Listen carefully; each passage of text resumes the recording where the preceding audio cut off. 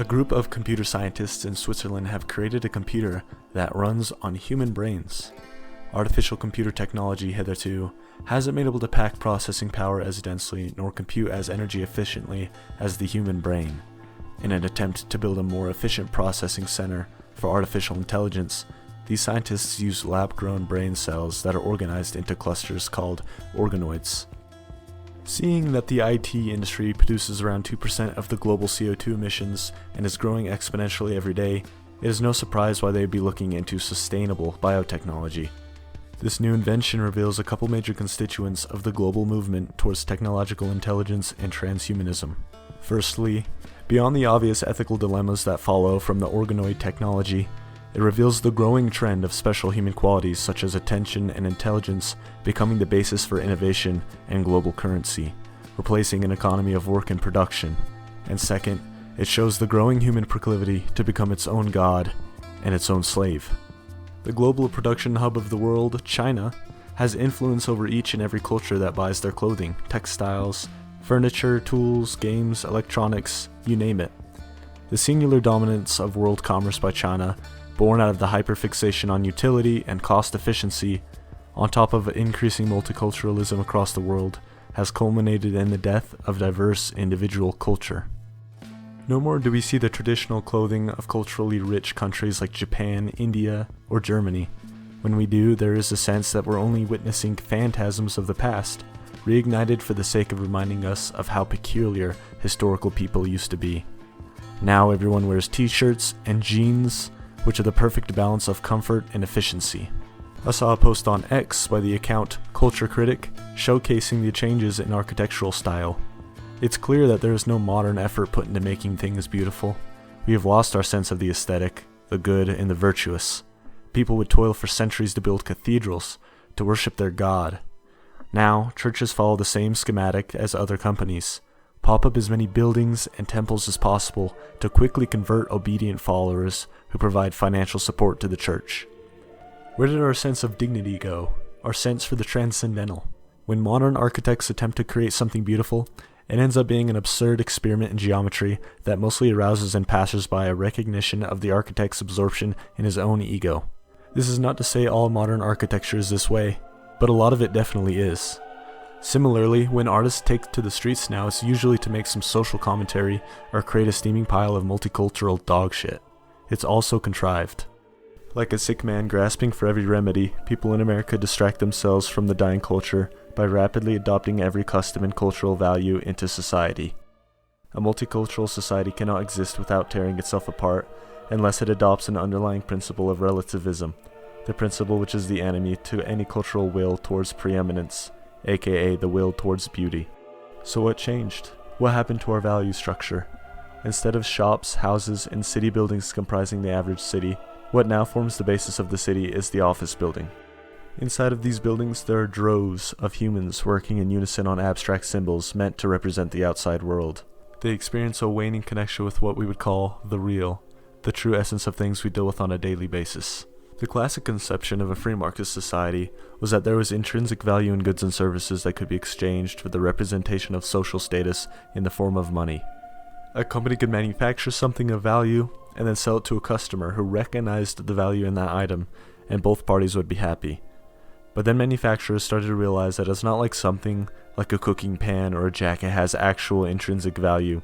It's just an organization of matter. The truth is that people see something that could be useful or gratifying and they assign it value.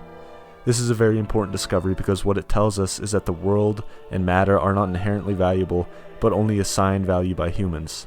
This stems from an interpretation of Hegel's philosophy, which says that all reality is made of only Geist, a word commonly translated into spirit or mind. He believed this Geist was malleable, meaning that human nature was in fact not determined, and therefore man was free.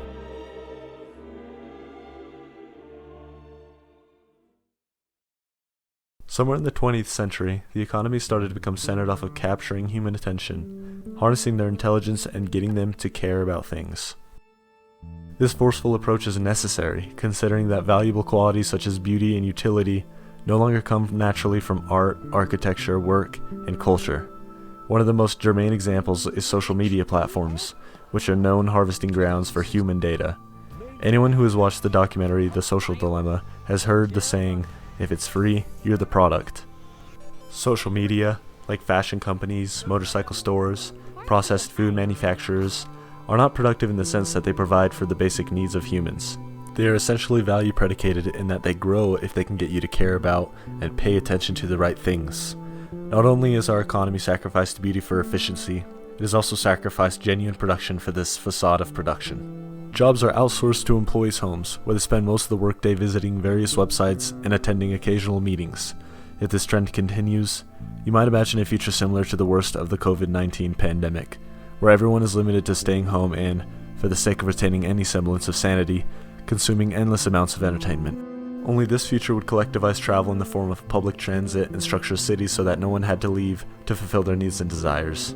Without genuine production, we would be incentivized or even forced into a sustainable, renewable lifestyle. Sustainability would have to compensate for the lack of work done in society. I don't intend to make the case here that the capitalist or free market system failed entirely, because we as a species would not have to contend with our natural inclination towards sloth were it not for the efficiency of the capitalist system allowing for nearly every American to live a more luxurious life than most historical kings. But no system is perfect. The common critique of capitalism is the tendency for the rich to extort the poor. Sometimes this is the case, but mostly I believe business magnates face the temptation to use their power to restructure society in their own ideological image of man. Which leads me to my next talking point, the image of man in modern scientists, academics, activists, investors, corporations, and world leaders. Religion is the sigh of the oppressed creature, the sentiment of a heartless world and the soul of soulless conditions.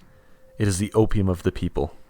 The criticism of religion is, therefore, the embryonic criticism of this veil of tears of which religion is the halo.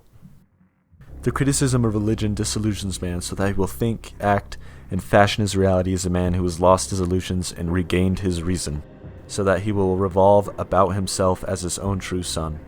Religion is the illusory sun about which man revolves so long as he does not revolve about himself. When the everyday person awakens their attention to the long-fought ideological battles which have shaped our society, they usually do not realize that the depth of these conflicts go far beyond that of economics or political opinion. The above quotes are meant to illustrate that social critics, economists, and historians are not merely commentators in their fields. They have an ideological understanding of human nature and a vision for the future of mankind. Anyone who has been told that Marx was an economist has been lied to.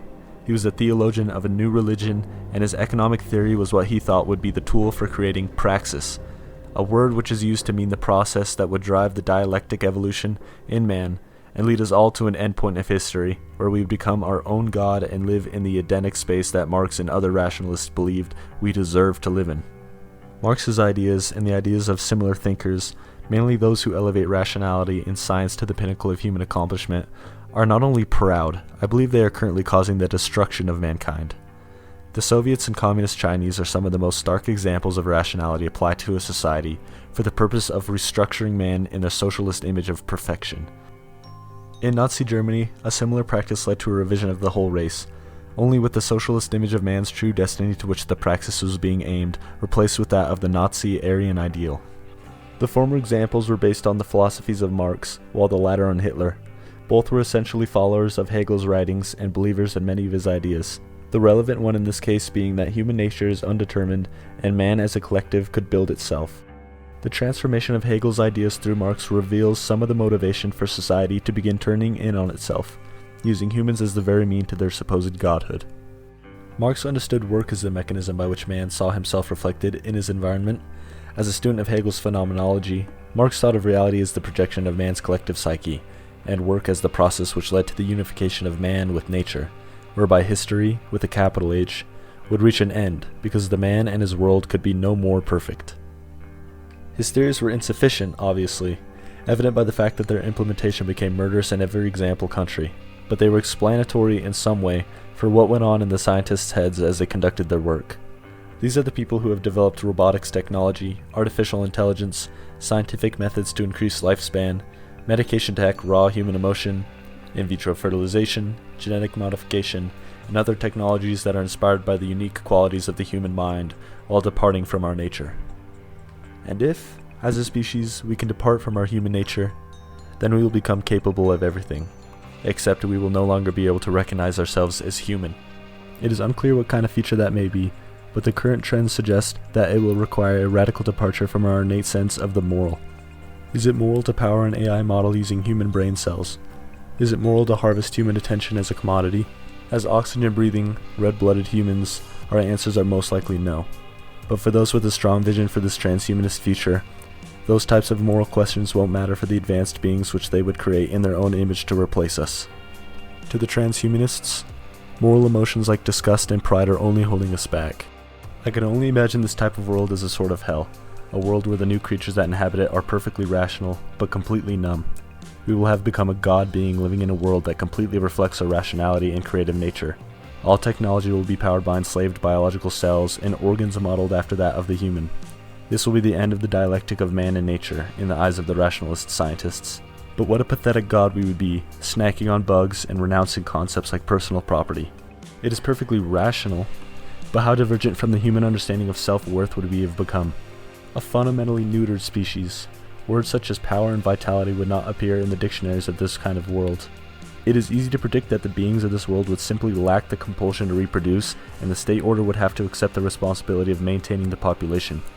Without these human compulsions, even the aristocracy would fail to contrive a reason for the species to continue in its self-absorbed, unilateral existence, and antinatalism would be preached as the new religious doctrine.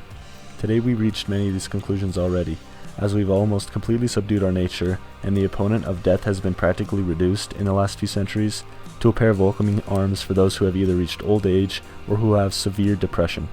In these strange days we find ourselves aimlessly wandering through, without a firm connection to our nature, and this technological revolution offering a future unburdened by the past. Remember that you are a human being with a will to live and a will to power. You are treated only as a clump of cells, brain cells, that power the algorithm of social media platforms and businesses that want your attention.